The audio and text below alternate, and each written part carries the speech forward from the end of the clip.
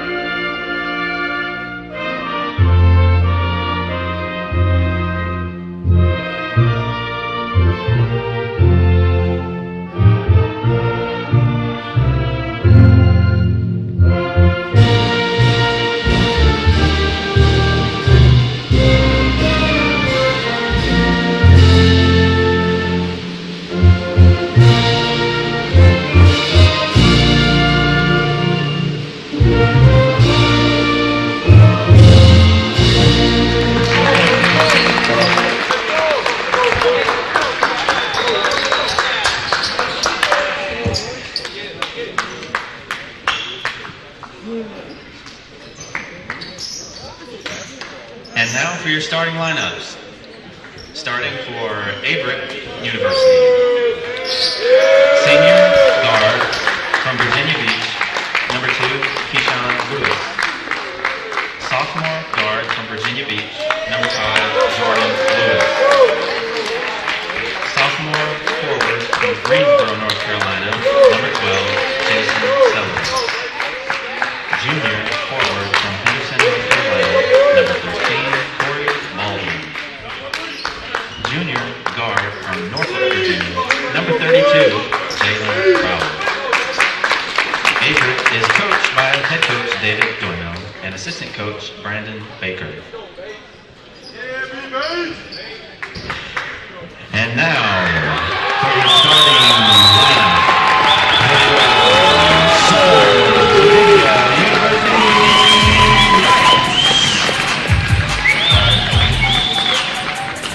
Freshman guard from Bountiful, Utah, number 5, Elliott.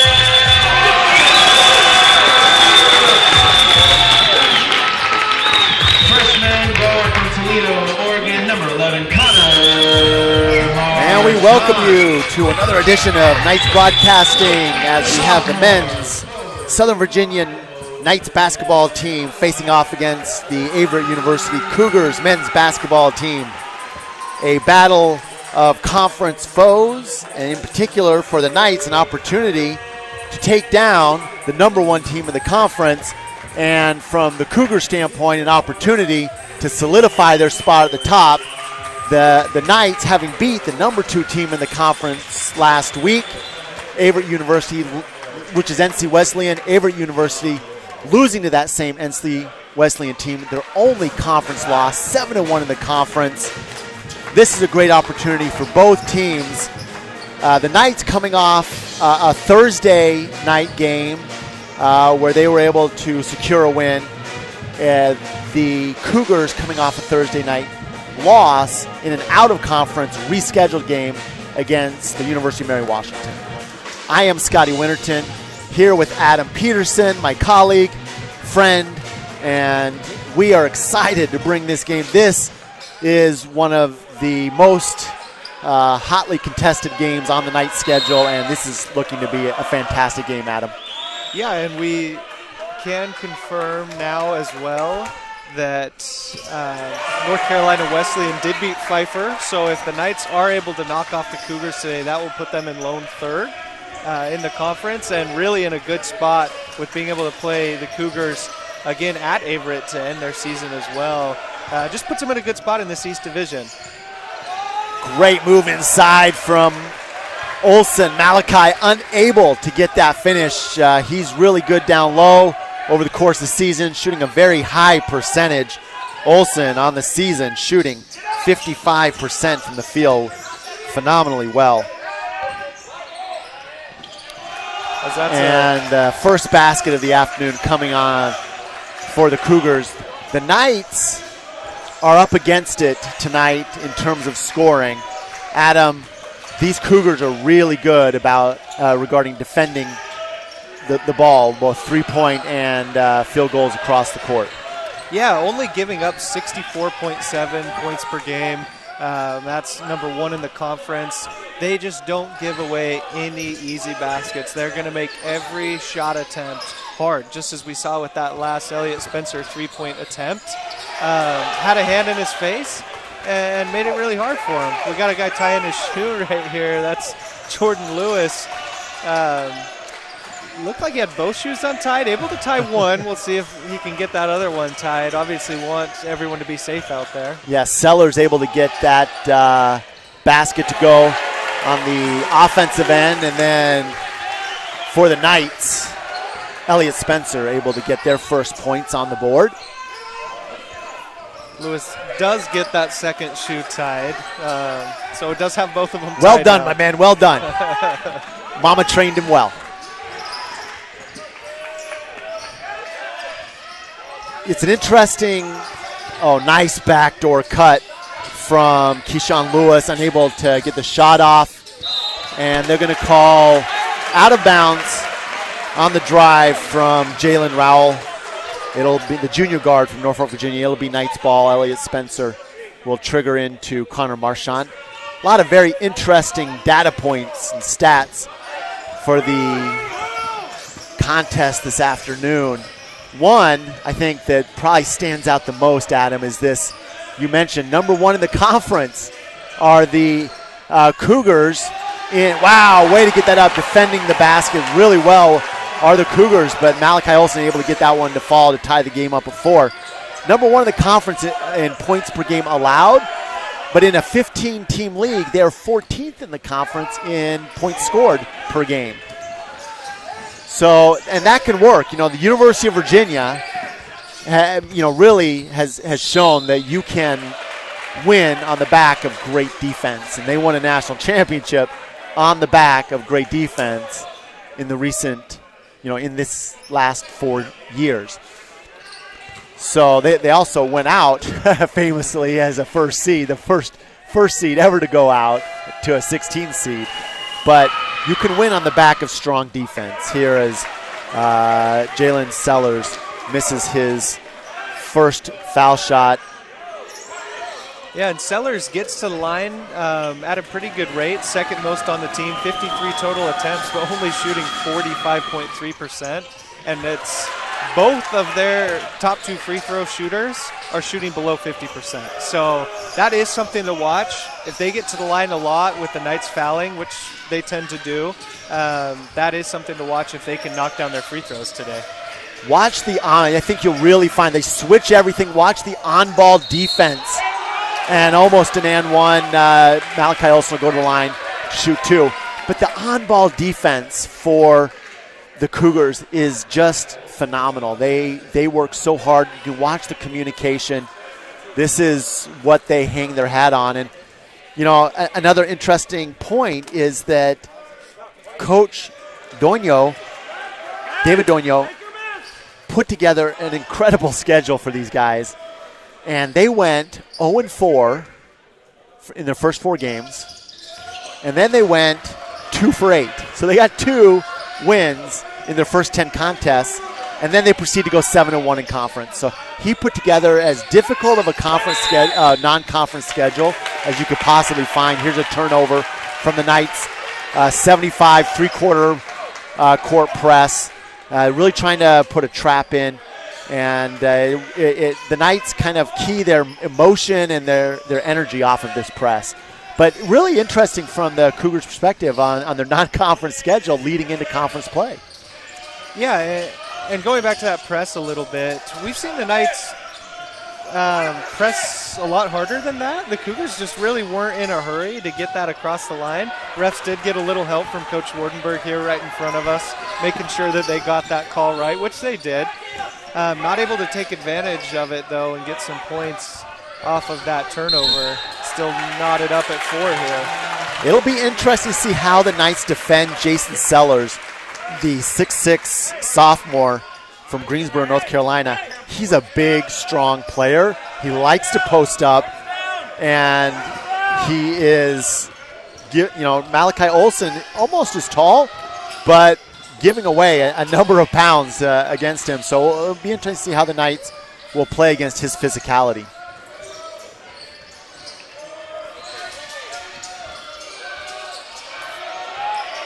The Knights really have great three-point shooting between Elliott Spencer, who has to put one up just before the shot clock hits 0. That's why he kind of had to throw that one up.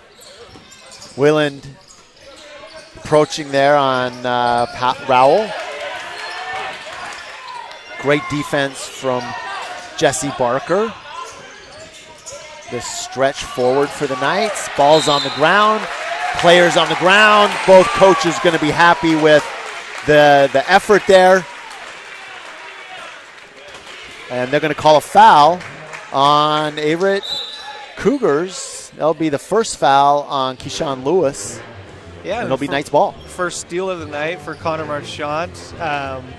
Averaging 2.8, basically 3 steals a game in conference play. 1.8 total for the season, which is 7th in the conference. Fun little stat there. His brother right behind him, they're averaging both 1.8 steals per game, so 7th and 8th in the conference. But not the only stat that they're both in the top 10 in the conference. Also 3-point shooting as well, percentage. And if you take that in terms of overall play, not just within conference, in overall play, they're both in the top 5 in steals. So, it's Isaiah and Connor. Connor with 35 steals, Isaiah with 33 overall steals on the season. Just it goes to the style that you'll see Coach Wardenberg pushing. But on the same note, this is the toughest defensive team that the Knights have faced all season long. And I'm excited to see this style from Coach Doño and his Cougars as they go up against a really hot Knights team. The Knights are on fire, winning their last 4 games against some pretty good competition. Yeah, and like we said before, coming into this one, something's got to give.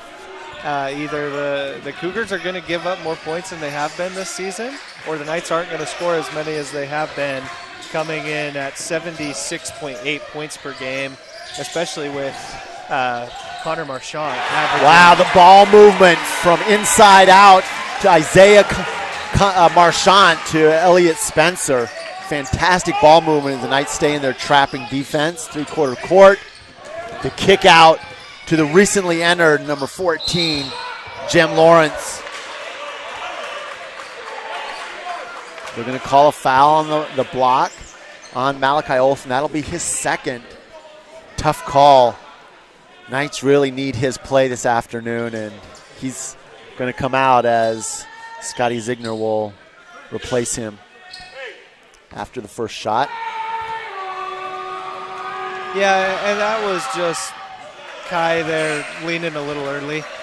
Was expecting the contact and started going down a little early, and the ref's always going to call that a block. Right. Unfortunately, it is a second foul. He's got to come out a little earlier than he would have liked. Scotty Ziegner checks in for him. Jem Lawrence averaging 4.8 points per game. Really good free throw shooters. Only taken 8 on the season, now 9 and 10, 75% coming in.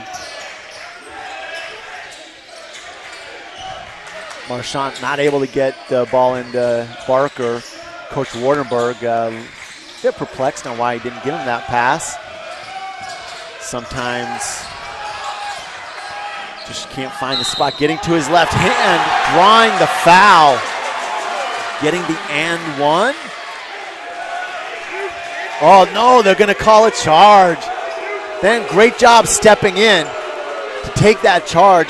Interesting to call a charge as he was coming across the face of the key. You don't see that very often where they're going kind of an east-west direction and the man falls north-south and they'll make the call on the offensive player. It just doesn't happen very often. No, the physics don't quite work. No, exactly. I think you're right. I think a more common call on that is a clear out when if Jesse there would have cleared the man out. But that didn't happen either, so really surprised on that call. Unfortunate break for the Knights, but Cougars able to take advantage of that mishap and get a bucket down on their side of the court. Jem Lawrence, 29% from the three-point arc, hitting his 17th on the season, now 17 for 55. Putting the Cougars up by 2, and the rebound now falling to the Cougars, and they will trigger as point guard Keyshawn Lewis sets up the offense for Coach Doño. The backdoor cut. Great job finishing. That was Raja Milton, recently entered 5'11 junior from Charlotte, North Carolina, Independence High School product. Extends the Cougars lead to 4, 11-7. Knights with 19 seconds on the shot clock. Three-point shot from Elliot Spencer, just smooth as you want to be. Bringing the Knights to within 1. Great pass over the top. Difficult place right here, picking up his dribble. Just barely keeping his foot on in front of the timeline. Good job from Bryce Shaw. He's only a freshman, but that didn't seem like a freshman play. Great drive effort from Keyshawn Lewis. Corey Baldwin, number 13 on the team, if you're keeping track, is really the leading scorer on this team. Corey Baldwin, kind of the man of all for all seasons, leads or second on the team in a number of categories, but significantly in points per game, 16 points per game. The next closest is Jalen Rowell, who is averaging 10.5 points per game overall. And we see Baldwin checking in at the scorer's table right now. Yeah, that was a good pass by Marchant there. Got the rolling Jesse Barker. Backside help was just a little slow there. Unable to get his hands on the ball, block called, and Jesse's going to have 2 shots.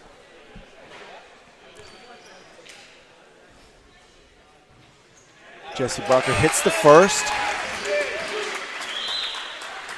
Barker struggled a little bit from the foul line, I think, to say the least. 47% free throw shooter.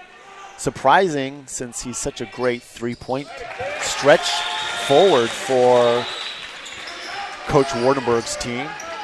The Knights staying in this 2-1-2 press, and that ball is going to go over the head of Bryson McLaughlin, junior from Danville, Virginia. Yeah, and he points to his teammates saying, that was my fault. A little high on that. Made him stretch, but... native local guy that Coach Doño was able to keep at home, Averett being down in Danville, Virginia.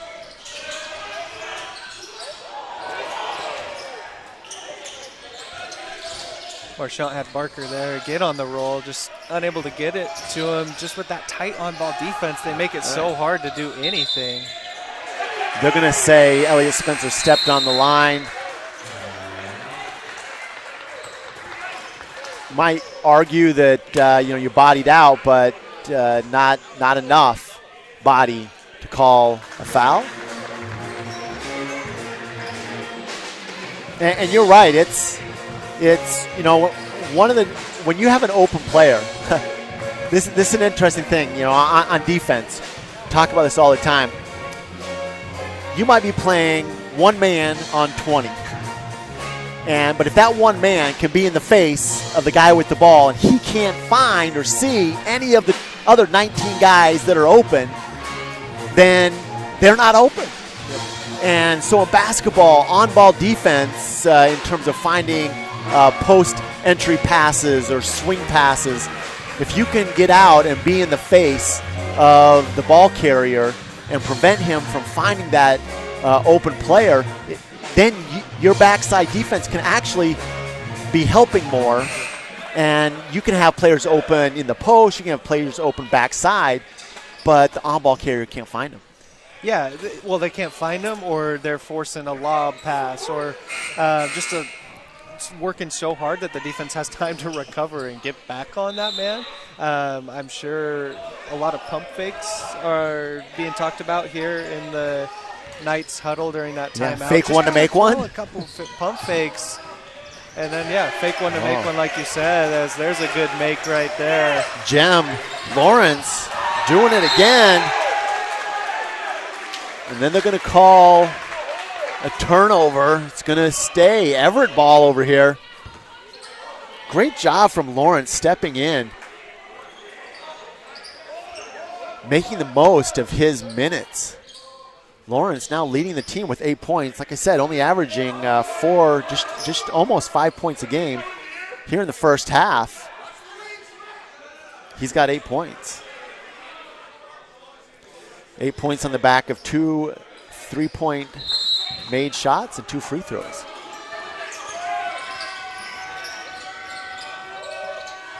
The Knights managing through a whole lot of picks and traffic.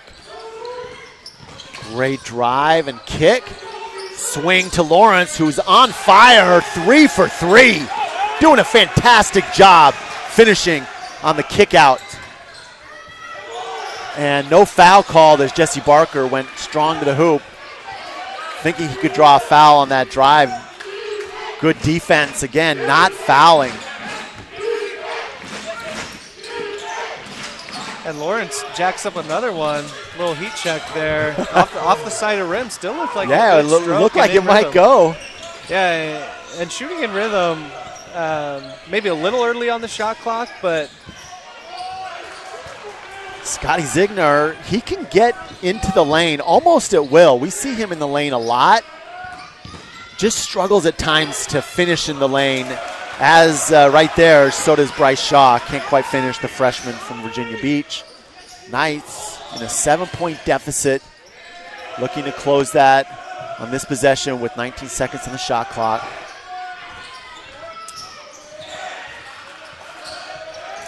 The Knights having to work deeper in the shot clock than they have in most games, and I think that clearly you're seeing nice pump fake from Isaiah Marchant, and then finishes to cut the lead to 4.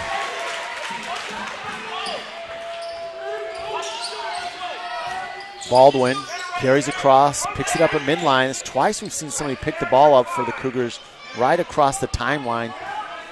That can be trouble. Fortunately, Baldwin, he's a tall player as a guard, sees over a lot of other smaller defenders.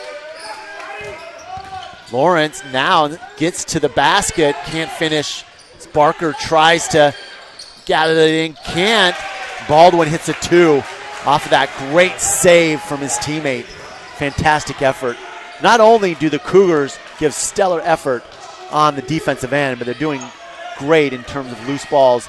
Exactly the way Coach Wardenberg has his Knights playing. This is a fun matchup because I think it two kind of equal effort styles of play.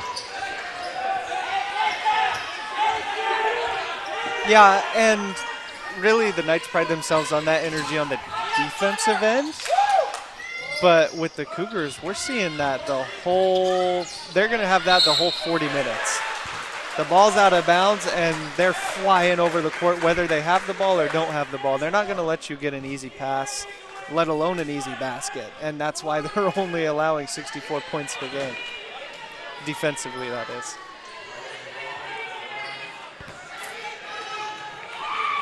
You know,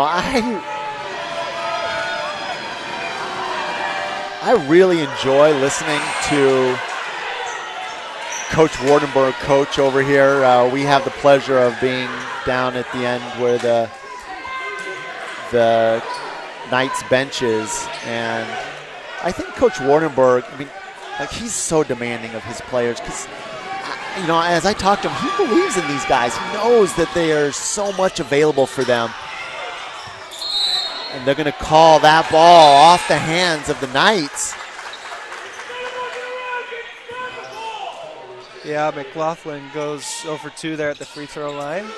Probably not the first time that's happened to him all season. No, he's working on it, though, especially with how much he does get to the line with that big frame inside. Yeah, Baldwin looking to take the shot. Can't find the space that he wants, but does find his teammate underneath as Sellers can't finish. Again, the offensive rebound on the hustle play. Baldwin cannot finish. Yet it will stay Knights ball. This will be the fourth possession. Wayland looks like a lower leg injury, maybe a knee to the thigh or knock knees.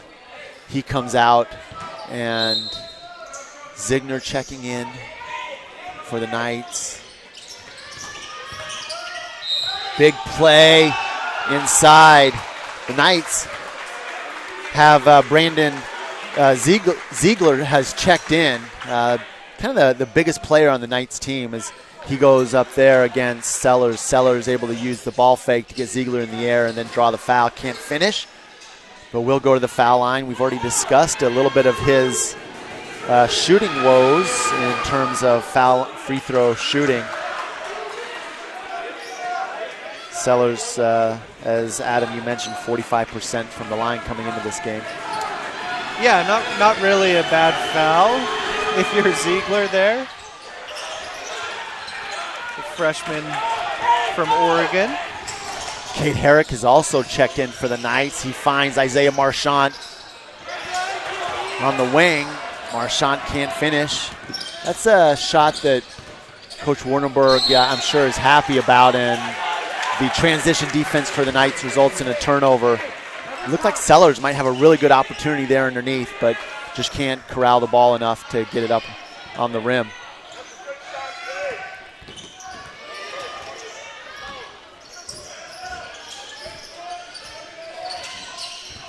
Also checked in now, Miles Paulden for the Cougars. Ziegner gets his hand on the ball, and then it gets stripped. And Raja Melton will bring the ball up, get into the hands of their point guard, Jordan Lewis. Running point for them right now. Little weave action with some post play. Has Cade Herrick just fighting in the post, doing a great job against Sellers, denying the entry pass. But the three-point shot from outside, great job. That was Raja Melton finishing that. Melton, a 34% three-point shooter, shooting 16 of 47 coming in the game. That's 17-48. And the Cougars are going to be tough to beat no matter what. But when they're shooting 4 of 6 from 3 here with 7:19 remaining in this first half, they're going to be really tough to beat.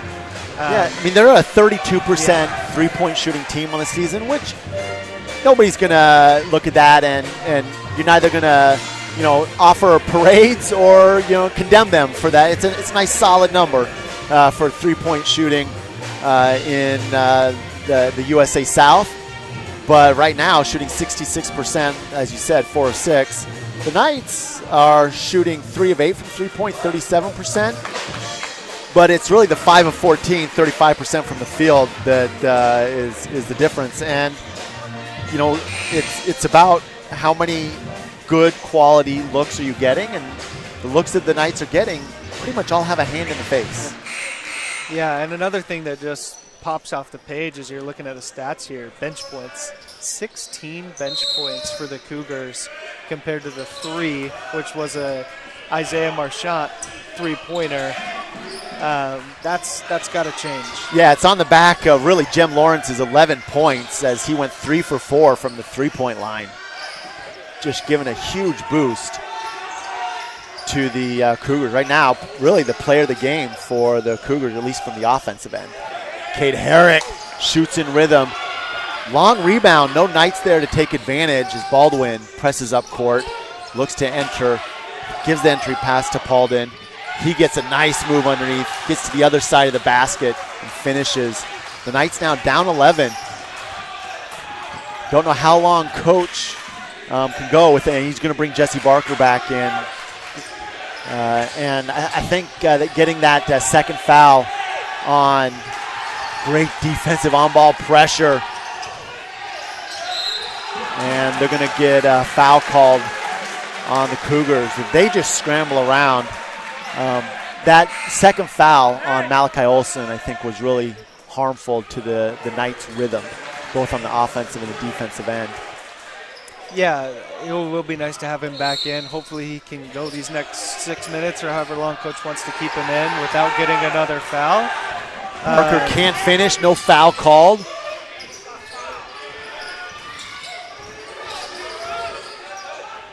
Nice looking shot. A little bit probably out of system for the Cougars. Just only one guy touching the ball.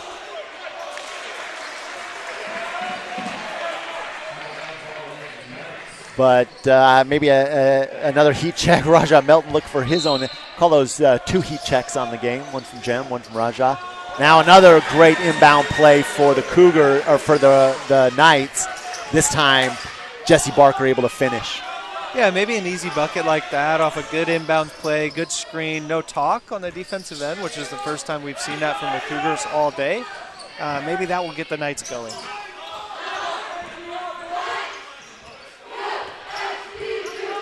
Jordan Lewis, kick it up top as the Cougars run a little weave play. Baldwin looks to trigger, takes the 18-footer and can't get it to go.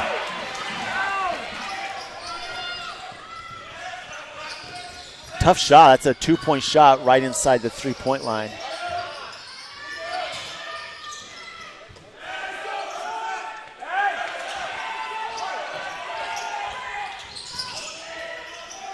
Cade Herrick kicks it to the wing. Marchant trying to get the ball down into the post. Finally they get it to Olson. Olson goes up. He's blocked, and they're going to call a shot clock violation. No doubt that is not the first shot clock violation that this Cougars defense has caused this season.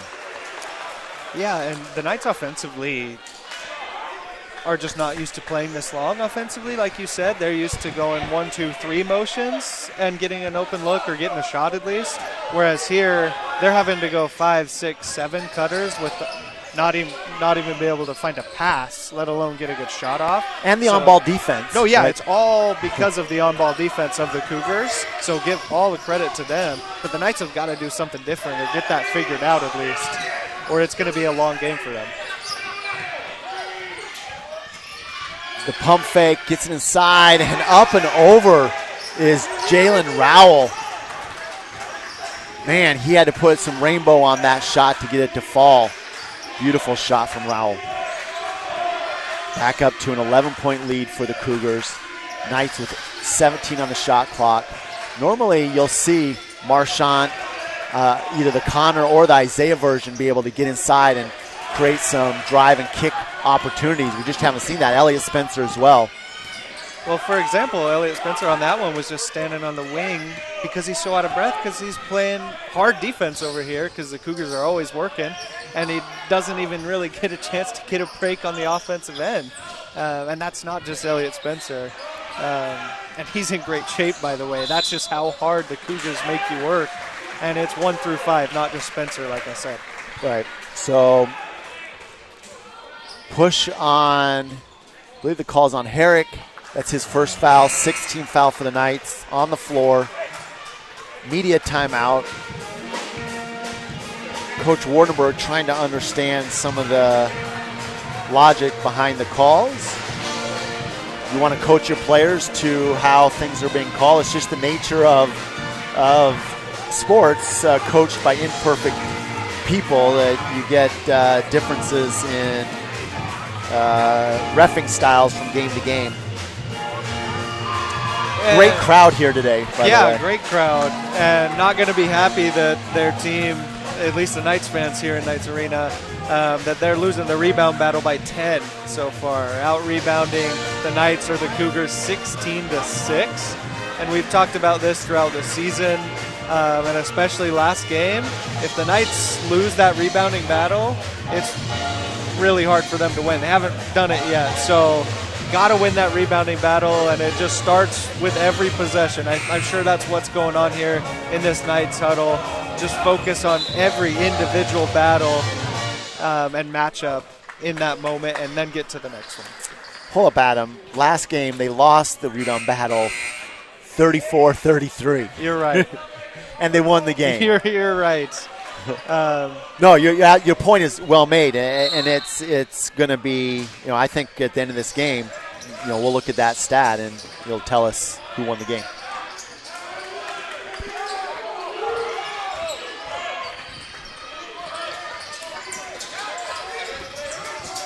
Cougars, Cade Herrick ends up on 33 inside Bryson McLaughlin. Impressive job in the post. Kick out to Jem, who's been on fire. McLaughlin not able to secure the rebound, but does tip it to his teammate, Jalen Rowell. Second time we've seen that happen. Another offensive rebound, Adam, ends up in second chance opportunity point for the Cougars. And the block from behind against Malachi Olson. They're going to call the ball out of bounds on the baseline, and Olson the last one to touch. The Knights down 13. Just 17 points in the half.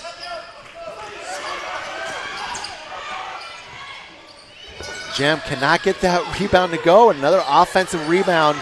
Doesn't go, though, for Jordan Lewis. Marchant looks to trigger for his team with the high pick from Barker. Doesn't result in anything for the Knights, and Herrick will get the ball to Olson to start it over. And again, the on-ball defense without a foul.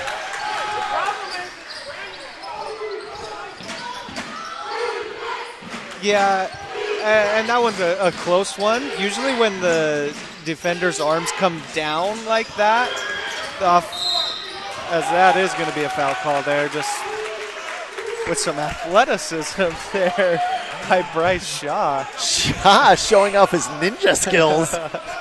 Yes, I did not get the steal, but look, I'm a ninja.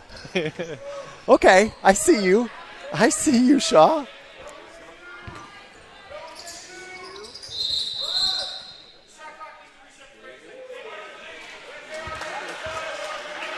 Yeah, there was a stoppage play there to get the shot clock reset.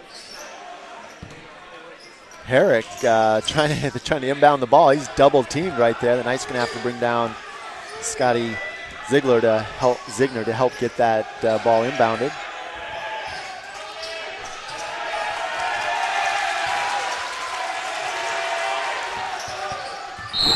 And they're going to call blocking foul.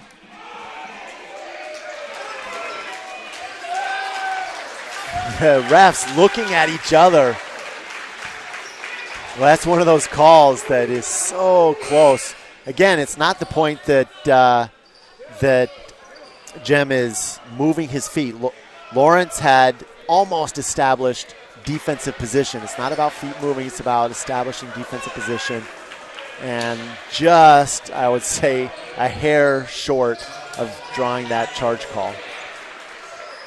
Yeah, I think they got him on the initial bump. There was an initial bump. Then he did get in position, and it would have been a charge. I think that's why the refs had to get together and make sure they got it right. 15 seconds on the shot clock. Knights still down by 13. Haven't had a point in the last minute and a half. Elliott getting to the bucket, drawing the foul.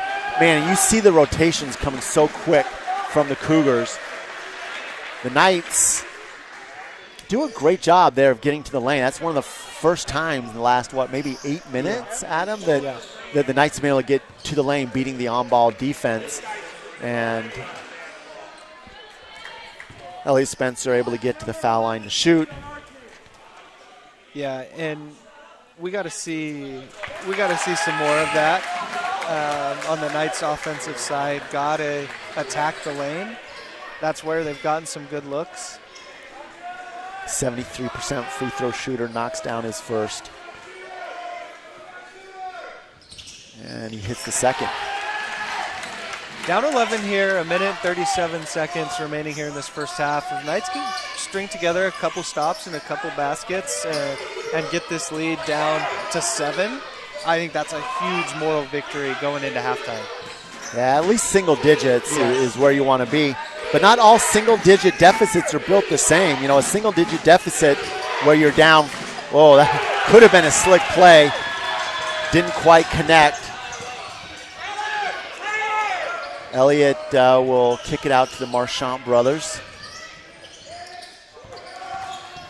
And then Isaiah drives, kicks, dishes, swing, and one more finish from Barker. Yeah, good from Zigner. Yeah, good extra pass there by Zigner, and just what we talked about, able to get a stop on the defensive end, get that steal, then a three-pointer, down by 8 now, get one more basket. It could be all the way down to 5. Baldwin will look to put a pin in that plan.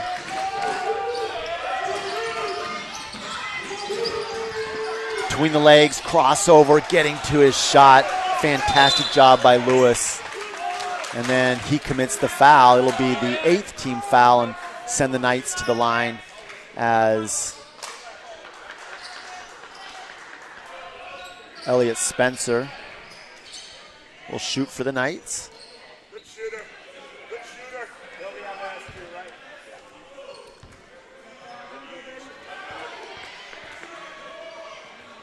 Yeah, and going back to that last shot for the Cougars as Spencer makes his first free throw, that was Jordan Lewis that made a really tough contested shot. It was good defense by the Knights and just a really good shot there. Spencer doing a great job at the free throw line. And Coach Wardenberg will use his use it or lose it timeout.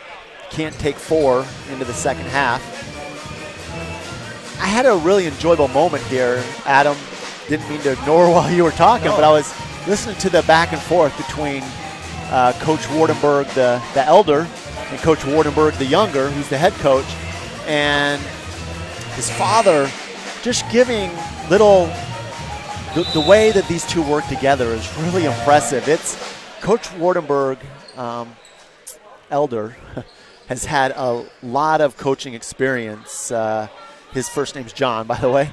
And John Wardenberg just gives little, hey, do you want to do this? Have you thought about that? Maybe it's this. And I really think Adam appreciates both the wisdom and the insights. And it's really cool to just watch that as the Knights get their first turnover through that three-quarter press. Closing it to a 6-point lead. 10 seconds left. Shot clock is turned off. Now 5 on the game clock. Forced to put it up is Lewis, and he hits it right at the end. What a great bucket for Lewis. Ice in his veins to put that down as the shot clock, or as the game clock was expiring, putting the team back to a 9-point lead. Incredible job. Feel like Jordan Lewis really put the team on his back there at the end. Yeah. Not only the 3 right there, as you mentioned, ice in his veins. Also great recognition of of the clock there, but going all the way back to that last 2-pointer as well. So those 5 points really beneficial. You take away those 5 points, and it's a 4-point game going into halftime, which this 9-point deficit seems about right, if we're going to be honest. Knights didn't have their best first half. Cougars played really well, and that's what you're going to get defensively from them. This is right where the Cougars spend every halftime. Somewhere between themselves being 30, 35 points and the opposing team being somewhere between 25 and 30, 2 points. And they're very comfortable in this world. The Knights, not so much. Yep. They don't hold their opponents to this low generally. They hold their opponents to about 75 points per game, which this is lower than. But with the shooting of Spencer Marchant Baker, Isaiah Marchant, inside play of Malachi Olson, the Knights have the firepower to close the deficit. But the on-ball defense, the rotations, and the intensity that the Cougars bring to every possession, it's going to be tough row to hoe for the Knights. Stats, anything in particular stand out to you, Adam, as you look over the stats in the first half? Still that bench points is a really big one. 18, as you mentioned. Leading scorer for the Cougars so far in this half, Jem Lawrence, 11 points off that 3 of 5 shooting from 3 really helped that stat. But Knights only with 3 bench points. Gotta get that number up if they want a chance. Also points in the paint, 12 points in the paint for the Cougars compared to only 6 for the Knights. And we mentioned they've got to start attacking. That dribble drive is going to allow them to get to the foul line, as well as getting some kickouts. As you mentioned, that help comes really quick from the Cougars. They are not going to allow you an easy bucket. So maybe a little jump stop and find that cutter. But that also, just the offense has got to get moving. Really stagnant in that first half. Right. And the Knights are used to playing a little bit more in transition, coming off, as we talked about, the effort of their trapping press and 1-2-2, 2-1-1, 2-1-2 rather. They have kind of a couple different versions they throw out there. The idea is to speed the other team up, maybe get a turnover, shorten the shot clock in terms of time they have to play 5-on-5 in the half court. But the Cougars are comfortable through all that, and very few turnovers overall from both teams. The Knights with their lowest turnovers in a half, I think, in the season. So some pretty clean ball. I think we got some great ball to go. Yeah. So join us back here in about 10 minutes, and we'll go live again.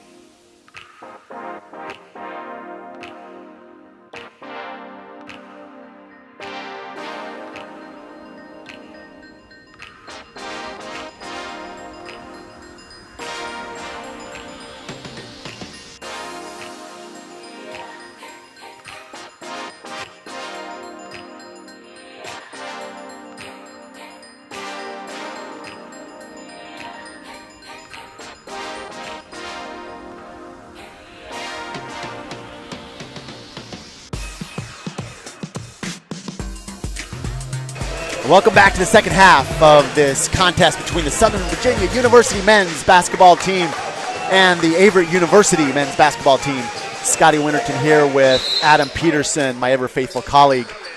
Adam, Knights down 9. That three-point shot at the end was amazing from Jordan Lewis. Going forward, how are the Knights going to get back into this, and what do you think? We found out Coach Doño is not on campus, so I believe it's Coach Baker that's assistant coach that's coaching up the Cougars today. What are you seeing from both teams? Yeah, and first off, you wouldn't really be able to tell, which is, as a head coach, I'm sure you've got to love that when you're not there, things proceed as normal, as they should. And that probably has to do a little bit with why the Cougars were only in the locker room for 4, maybe 5 minutes at most, because they don't have a lot of change. They played really well, both offensively, shooting over 50%, and defensively, just making everything hard for the Knights, especially for Marchant. They've been keying in on Connor.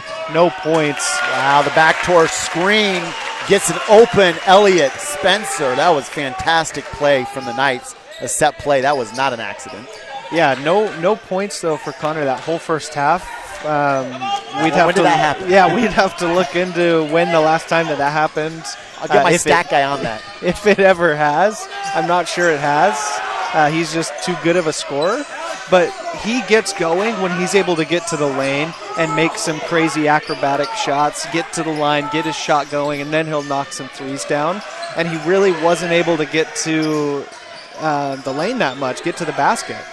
So got to start with that here to get him going. Island Trigger, step back from Marchant. Tough shot. Maybe pressing a little bit on that one. The shot clock was waning. It really, when you watch Jason Sellers play in the post, and there's another point. The lead now extended to 11. Yeah, and that was a tough shot by Corey Baldwin, and not the first that we've seen in this game. He just makes some tough shots and makes him look fairly easy as he's so athletic, able to get some separation, but even with good defense, able to knock those shots down.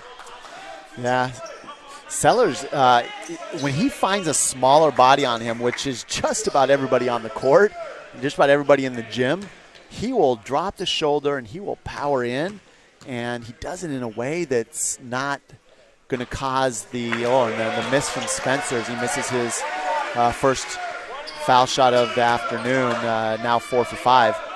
But they are making a concerted effort to use him in, high post and roll, and then high screen and roll, and then trying to find him in the low block. Knights back in their 2-1-2, trapping.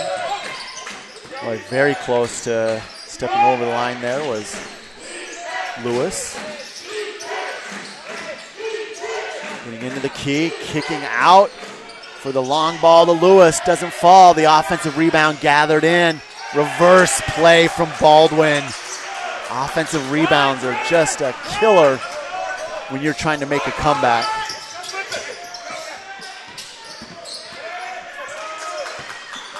Percentage shots made of offensive rebounds is so much higher than the first shot. Trying to find Malachi Olson underneath. He was open, but the hand in the lane, not able to finish, and that rebound brought in by Jesse Barker. Wayland will extend out to Connor Marchant. Connor, 2 hands on him as he drives to the lane.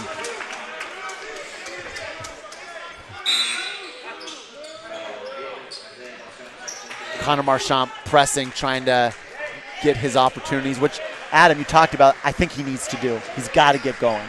Yeah, and would love to see maybe his older brother get going, and then that will get – we kind of have seen that all season where one of them is going and they just feed off of each other.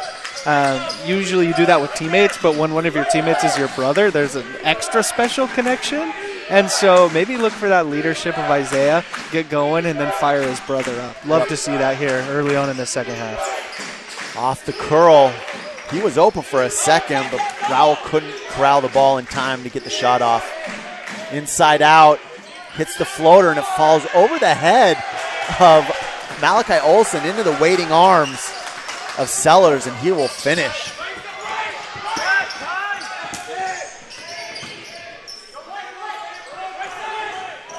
Such high intensity and fast pace. Elliott Spencer leads all scorers with 17. Great finish, keeping that lead at 10. Jem Lawrence still leading the Cougars with 11 points. Sellers now with 8, second on the team. Yeah, that was great by Olson there. He caught that ball and knew what he was doing before he caught it, and he was going to the rim and no one was going to stop him. Need some more of that.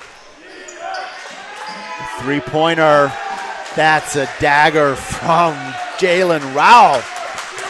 Ice in his veins, smooth as you want to be, finishes, pushing that 10-point lead out to 12.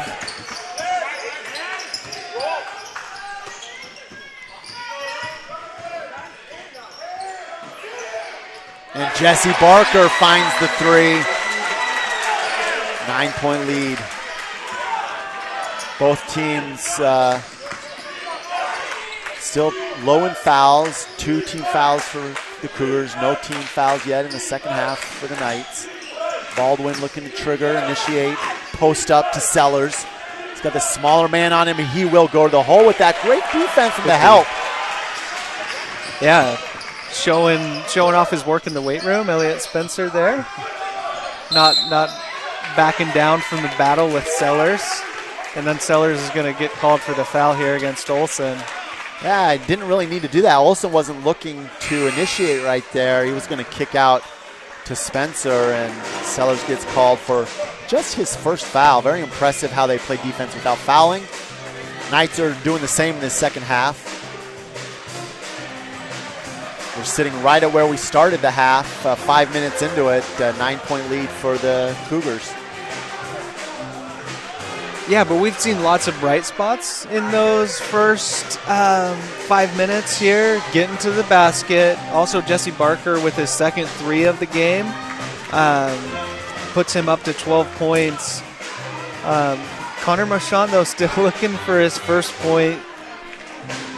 Maybe see a play drawn up, have this out of bounds under the basket to get him a good look. One of those seal plays on the baseline to get him a wing shot. He's got a nice stroke from the baseline three-pointer.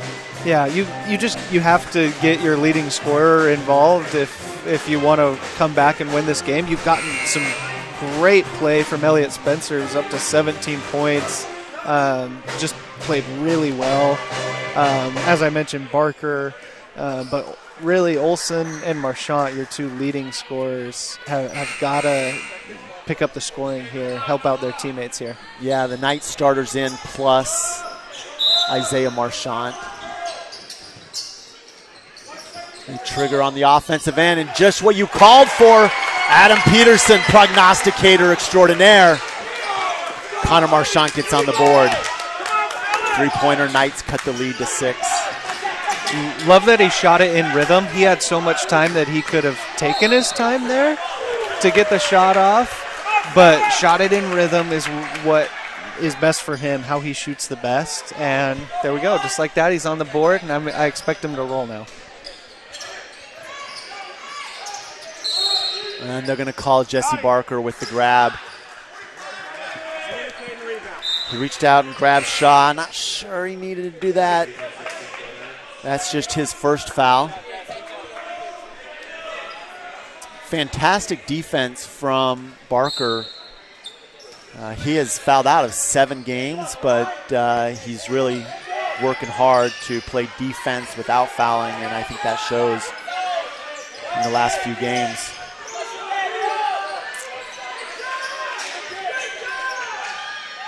A long 3 from Baldwin. Man, he answers the 3 from Marchand to extend the lead back to 9. And that's frustrating for Coach Wardenberg here right in front of us, that it wasn't really communicated. I don't know what the issue was, but that was Ziegner that was supposed to get out there on the screen since they're switching everything. They've been doing that all game, so you would think Ziegner would know that, but it is hard when you're coming off the bench, especially first defensive play that you're right there in the game. And I want to talk a little bit about culture. You see it with the Knights in their 75 defense, that press. I'll get back to that. Marchand gets to the lane with the floater, unable to finish, and no foul call. Coach wanted and again, no foul call, no jump ball call either.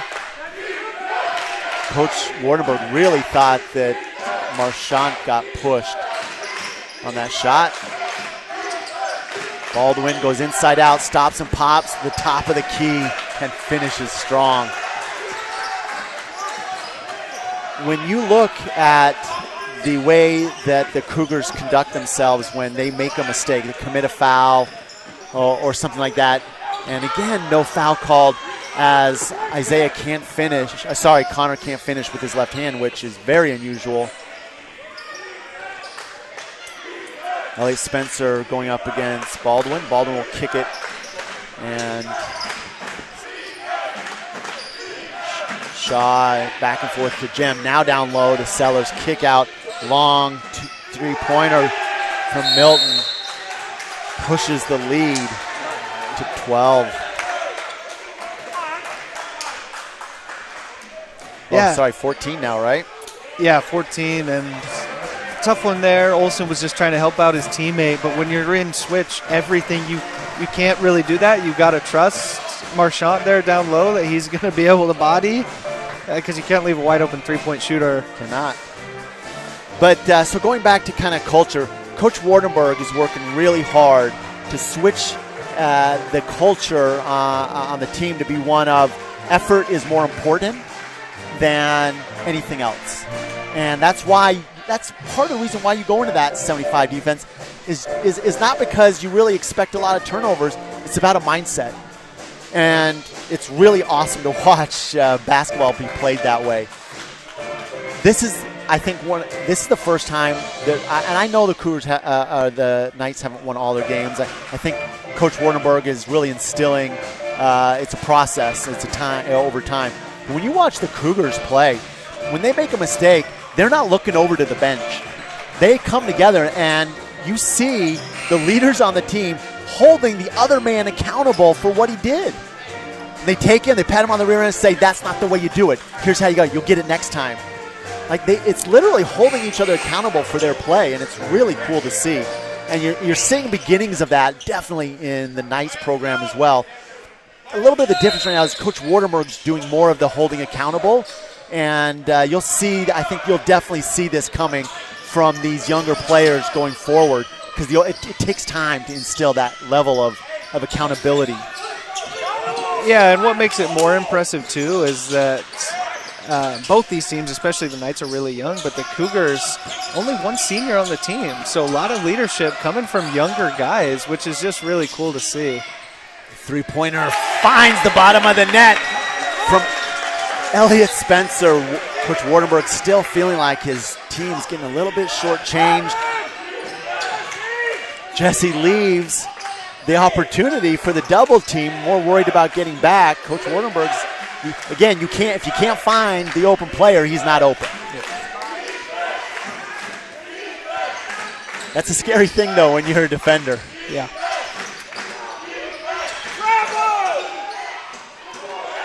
Spencer with the tough rebound in the crowd, kicks ahead. One of the few times we've seen some transition opportunities for the Knights, and yet the defense in transition does get back for the Cougars. The Knights now with 15 on the shot clock. Over the top entry pass, a pump fake, can't finish from Barker. Maybe needed another pump fake in there. Maybe could have shot it right away. Didn't know what was coming on his backside. Yeah, I'd like to see him just go up strong there. Yeah. You're going to get fouled or get the bucket maybe. And They're going to call a foul on. Going to give it to Jesse there. On 45. Yeah, you can't really, you can't really dive on the player that's on the ground. It's this funny mentality in college basketball where, and you don't really see it as much in the pros, right? They're making too much money. Not many of those guys are hitting the ground like that. But in college basketball, it's, you're living dying by the loose balls and what we call the hamburger drills, where you're diving on the ground and getting those rug burns, hamburger knees. But it's not a free-for-all dog pile when one dude's on the ground and everybody jumps on top. It's always kind of a funny thing. And I don't think they call enough fouls on that. I appreciate the foul call right there. Yeah, but being in that situation, it is so hard. When you see a guy laying down there on the ground with the ball in his chest, like, you just want to jump on there and grab it. but it's like you're the Rock dropping the people's elbow. You're giving him the people's elbow. Can you smell what the Rock is cooking? Like, you know what? You can't do that. Yeah, we also do need to mention there was a halftime announcement here that Katie Garish, member of the women's basketball team, in their last game, surpassed 1,500 points as a Knights player. So congratulations to her, and definitely have appreciated all her hard work and play over the past 4 years. And Coach Wardenberg, having coached her when she was an All-American player, winning the conference championship, first NCAA conference championship the Knights have won in women's basketball, knows her very well, and really just a stalwart, a foundational rock in the women's basketball team over the last 5 years, I guess, with COVID. Yeah. Turnover there goes in the Knights' direction, something the Knights sorely need, down by 11. Just about half of the second half expired. And they're going to call a charge on Jesse Barker, picking up will be his third foul. I just talked about him doing a great job not fouling, and now he's been called for 3 quick ones. Coach Wardenberg giving the near side ref all he can handle in terms of advice on how to ref the game. Polite and kind, I'm sure. Friendly advice.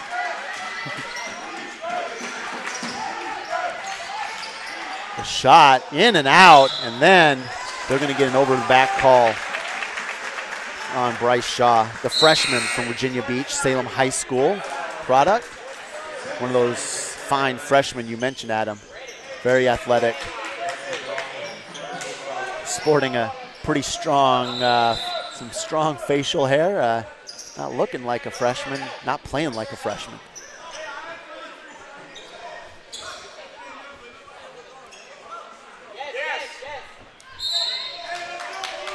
Not sure what was going on there. Some Delay miscommunication there. on who's supposed to be in and who's supposed to be sitting. But eventually everybody gets it sorted out and we can play some basketball. Into the lane. And once again, no foul called. He hasn't gotten one today. I'm not saying it's deserved. I'm just saying he hasn't gotten one. Nice move. And the California defense pokes the ball away from behind. On the drive, that was, I believe, Isaiah Marchant poking it away from Milton. And that shot doesn't fall for the Knights as they remain at 11 points down. Yeah, and we asked the Knights here at halftime if they would attack the basket a little more. They have, and they just haven't gotten the calls, which really not necessarily their fault, as there's another turnover by the Cougars. We said that was kind of going to be the recipe to get them back in the game. Still down 11 here with 9.5 minutes, and if those calls are going to continue to not be called, getting to the basket, things really aren't going to change. True. It's funny, with that offensive turnover, you didn't see the team come together and talk to each other. You know, they're not so concerned about that. On the defensive end, you definitely would see them come together. That one does not go for Isaiah, and they're going to call, looks like Ziegler, they're going to get him for an over-the-back call. A little too physical down low.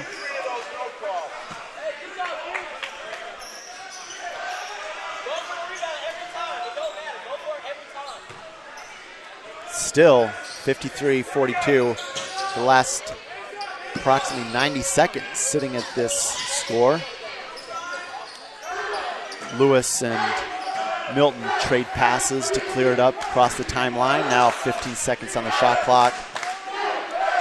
These Cougars happy to put the shot clock down into single digits, and then they're going to get a foul call. The push.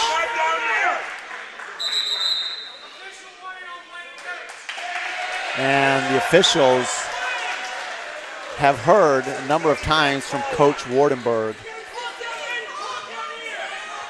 Coach Wardenberg asking them to put it both ways. Really feel like it's not going both ways. Hey, you know you can't call a T. I got it. I know. I'll get it. So that one does not go down. One of two. Adam, I got to be honest. I mean, you know, this is Knights broadcasting as he gets in the lane and then not a body call. Coach Warmer just wants the call with the body. But I am thoroughly enjoying, you know this, right? I had a chance to coach you. I love defense. And I am thoroughly enjoying watching two really good defensive teams play. I just feel like I don't want to call the game. I just want to sit back and watch these guys play. Yeah, it's been a defensive battle, and it has been a fun one. See if the Knights can continue this little run that they're on. And they're going to say all ball on that. Couldn't tell from my angle. And poked away, getting very physical down there. Marshawn gets to the basket. So impressive, his athleticism. And a timeout called by Coach Wardenberg. He wants to have a little discussion with the officials. You know, it's interesting as a coach. You generally have, you know, and in lacrosse there's also a three-man crew usually.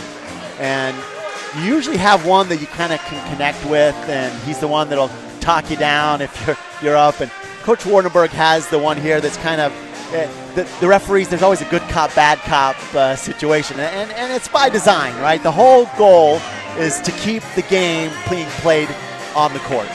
Right? And you can't play it without the officials. You got to have them. But also as a coach, you feel like you always want to protect your players. And that's all Coach Wardenberg is doing, trying to protect his players. He wants to feel like they're getting a fair shake. And when you don't feel like that's happening, you got to find an outlet. And I think the referees are doing a great job of giving latitude and leeway. I'm not saying I agree or disagree with any of the calls. That's not for me to say. But I do appreciate the back and forth that I'm seeing. And more than that, Adam, man, do I love the defensive play that we're seeing out of both of these teams.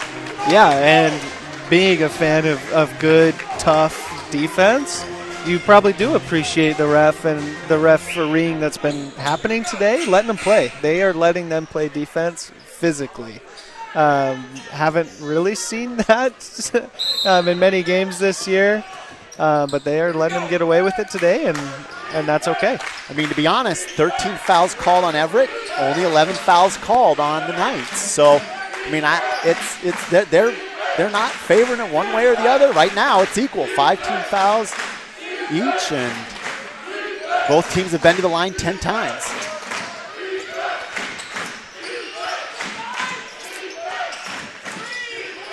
Trying that spin move, and it goes off the foot of, couldn't tell. The referee was right there, closer than we were at him, and he says it was off the foot of Jordan Lewis, the Virginia Beach sophomore. You know, we haven't had any chance to really talk when the game's just going so fast. I haven't had a chance to talk about players and what they like and dislike, who likes sushi and who likes prime rib. We don't know any of that today. We're just watching basketball for basketball. And, so the question is, did Baldwin touch the ball as he went up for that rebound? Camera angle doesn't really show. The referee that called it was right there. He was right next to him. So I'd have to agree with that ref, if he's right there. Literally, he was right there and not more than 3 feet from it. Had the best angle of anybody on the court. Only other person that would know would be Baldwin himself. Nice trap defense from the Knights. Again, open man, and that roll, Bryson McLaughlin, he was open. An awesome opportunity on the pick and roll. But the trapping defense of the Knights didn't allow it. Yeah, this is the most fired up we've seen the Knights players after that timeout was called. The Knights bench running over to basically midcourt to greet their teammates, tell them what a good job they're doing on the defensive end. And they have been, and that's why they've been able to cut this lead down a little bit. Still down 8, though. It is to single digits, which we always talk about, keeping it at single digits, but with 6 minutes and 45 seconds left here, got to start digging into that, clawing out of this deficit and making a little run. They have looked better on the defensive end. I don't know if it's been 2 or 3 minutes since the Cougars have scored, but that's kind of what it feels like.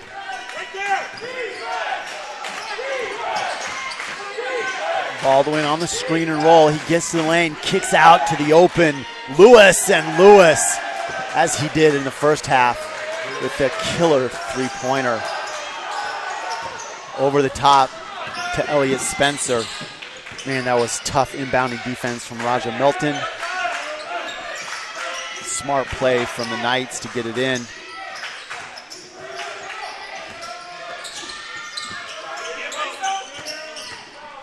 Isaiah Marchant tries to get to the right hand. Knights are used to getting some fouls in those situations, and those just are not happening tonight.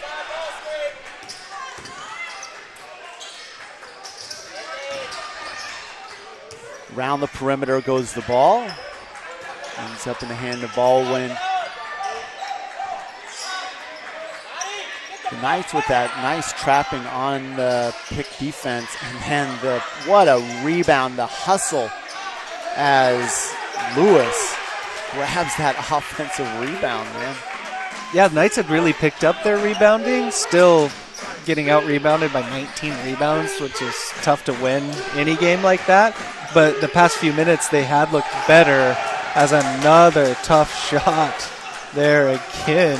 That's the most skilled shot we've probably seen all day. That turnaround fadeaway from the baseline, Kobe-esque. And no body foul, just on the ball. And back and forth. The Knights are able to get back on defense, and the Cougars happy to milk the clock. Discipline instilled in these players. The Knights are going to learn a lot. I think these two teams are going to see each other again. If I were a betting man, which I'm not, but if I were, I would say these two teams are going to see each other in the conference tournament, Adam, and I think the Knights are going to learn a lot from this on, how are they going to have to adjust to the kind of defense that they're seeing and the kind of defense that's able to play one-on-one and be in the air when you drive and not foul. Yeah, well, the Knights are going to get another opportunity to play the Cougars at Averett. And so they will definitely play them again and definitely could play each other in the conference tournament as Baldwin knocks down another three, now on an 8-0 run, stretching that lead all the way to 16. Yeah, the Knights were at 8, just like they were at 6, and then they were shut down on the defensive end, and that was a very handsy play. That was not very reminiscent of what I think Coach Donio is expecting out of Sellers on the defense. That you don't see very much handsy defense out of them. Barker wide open in the corner, unable to knock it down. And then Lewis just goes over the top of Malachi Olson and pulls that ball out of his hands. Wow. Yeah, look like the Cougars really just kind of want it more right now.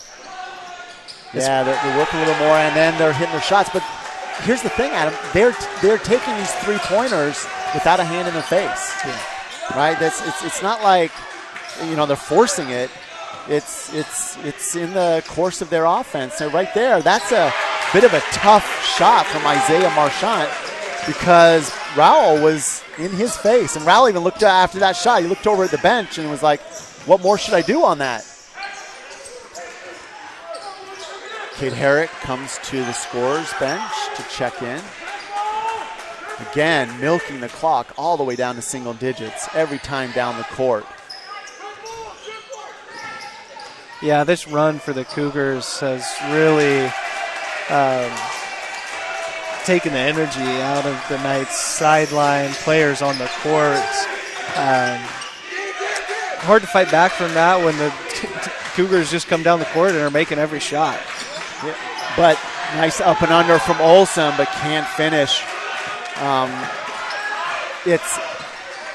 It's not that they're making shots. I mean, they are, but they're just making open shots. The Knights' defense here in the last 2 minutes sort of betrayed them. And it kind of starts with the one-on-one and then the communication behind it. They've collapsed and then not been able to get back out on shooters. And then there's a move like that breaks ankles, breaking hearts and bruising ankles is Baldwin. Holy cow. That's a shifty move. We've seen some serious skill out of him in the last couple of plays. Marchant able to get the ball back, takes the three-pointer, nails it. The timeout from Coach Wardenberg as the Knights are down. Fairly significant number, 17 points.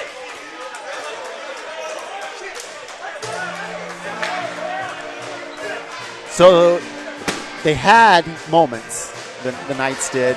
17 feels like a pretty tough deficit to overcome in 2 minutes. But if you're Coach Wardenberg, you can go back in tomorrow and show what Coach Tiffany, UVA head lacrosse coach, two-time reigning national champion, what he calls the blue plays. The blue plays are plays that he shows in film every day, the beginning of every film session, that are the program-defining plays, the plays that you get to celebrate, whether it's effort, whether it's execution, whatever it is, always begins the film session with the blue plays. Yeah. And there are a number of blue plays that Coach Wardenberg can show from this effort here. And I would say the same thing. Coach Baker leading this team as the assistant in charge today. Certainly you can say the same thing for the Cougars. But there's a lot that Coach Wardenberg can take from this team and help them move forward with. And usually you can learn more from your losses than you can from your wins. And there's clearly a lot to learn. Yeah, and especially with both of these teams being really young teams. Just a lot to learn, and both teams will, and the Knights will rebound from this loss.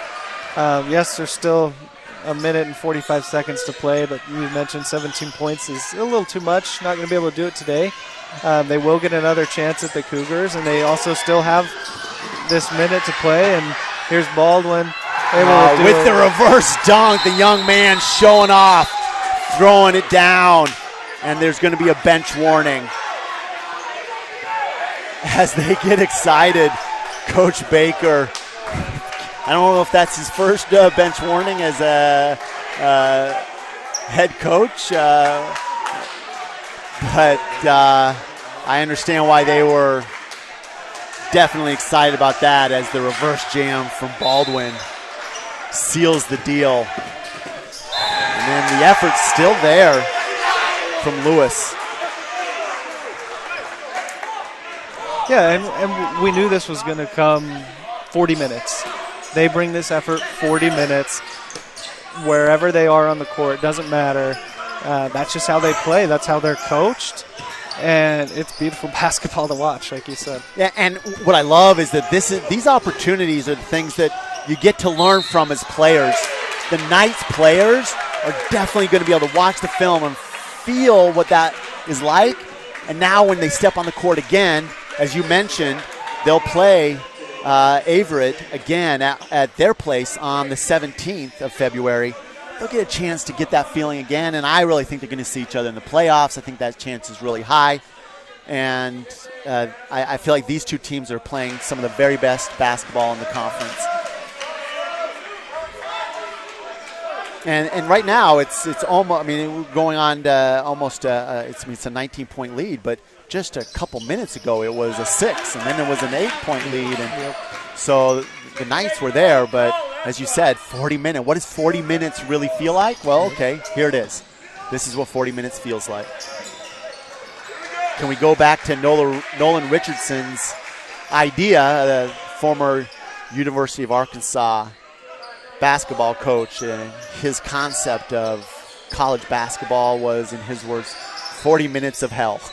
And, that's, I think you see some of that idea, and the foul by Barker getting into the feet of Baldwin. Maybe a little frustration there. Definitely didn't want that one to go down. But the Knights are trying to put that into place as well. I think they, probably need another couple players in terms of bodies to sub in and to play with that effort. But, it's interesting that the Cougars do this in a little bit different way. They don't do it with full court press most of the time. They'll put in kind of a little bit of a man-to-man thing. But they're not really looking to press the crap out of you. They just want to pressure you at times. But the real pressure comes when you cross the timeline, and it's focused in man-to-man. I don't think they went zone once. Adam, did you see them go zone one time? No.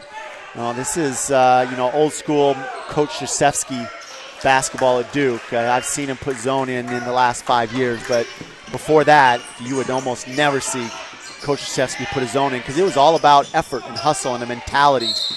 And there's hands-on defense again. Look, they come. He's what I'm talking about. It's not the way we do it.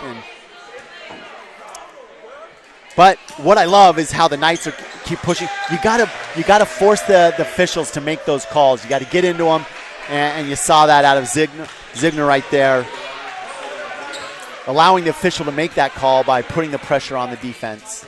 Great job by Zigner. And Zigner, really, it's impressive how he can get to the lane. Just needs to, I think, finish a little more consistently, but he's got the athleticism and the ability to get to the lane often. Oh, definitely. One of the most athletic players on the Knights roster. You mentioned able to get to the basket pretty easily.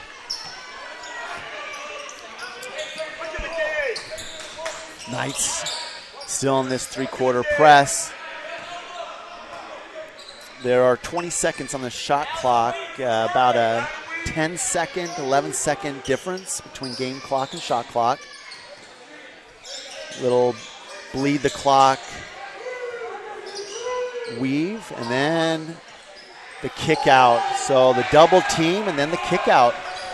So wide open three-pointer, and they knocked it down.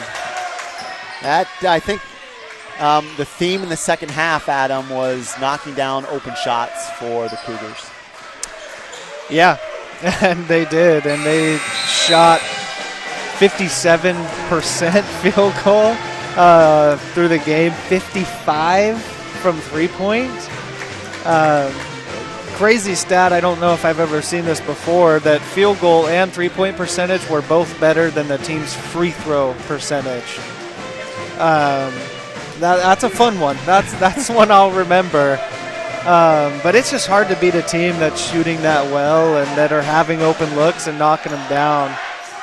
Yeah, and they hold the Knights, who, as I mentioned at the beginning of the broadcast, they shoot 45% on the season, 46% in conference, and they were held to 39% shooting, and not a bad percentage from the three-point arc, 45%. But when you look at the total number of shots, only 46 shots.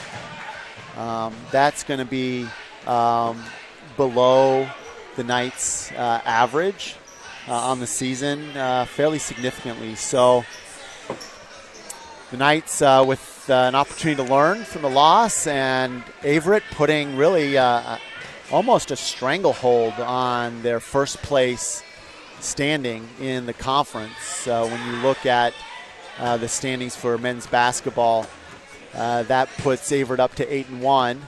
The Knights now at 6-3, and third place. NC Wesleyan in second place at 7-3, 7-4 now. I think that counts their loss to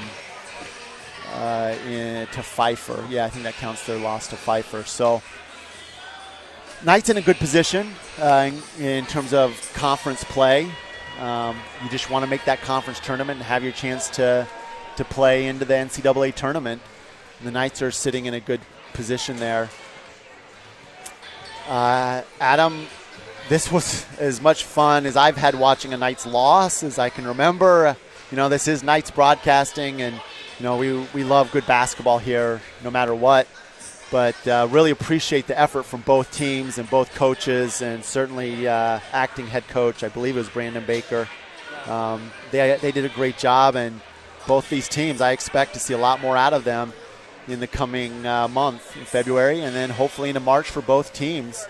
Next up for the Knights, in terms of schedule, you'll be able to catch them playing at Methodist, and that will be streamed at Methodist. The Knights have 4 straight away games. This finishes up a 5-game homestand for the Knights, and now they're going to go 4 away before they finish up our last home regular season game, and we hope to have a playoff game here at the barn. But the last regular season game will be William Peace coming to visit on Saturday the 19th. We really appreciate everybody joining us. Hopefully everybody has been here for both streams of the women's and the men's doubleheader. I am Scotty Winterton with Adam Peterson, and we have really enjoyed coming to you from the Knights broadcasting in Buena Vista, Virginia, live from Knights Arena. Need to give a shout out today. We had a lot of people do a lot of work. Abigail Frainer, Laney Milton, Josh Bowen, Paul Morrissey, all doing excellent work today in camera and in production. Everybody stay safe and God bless. And go Knights.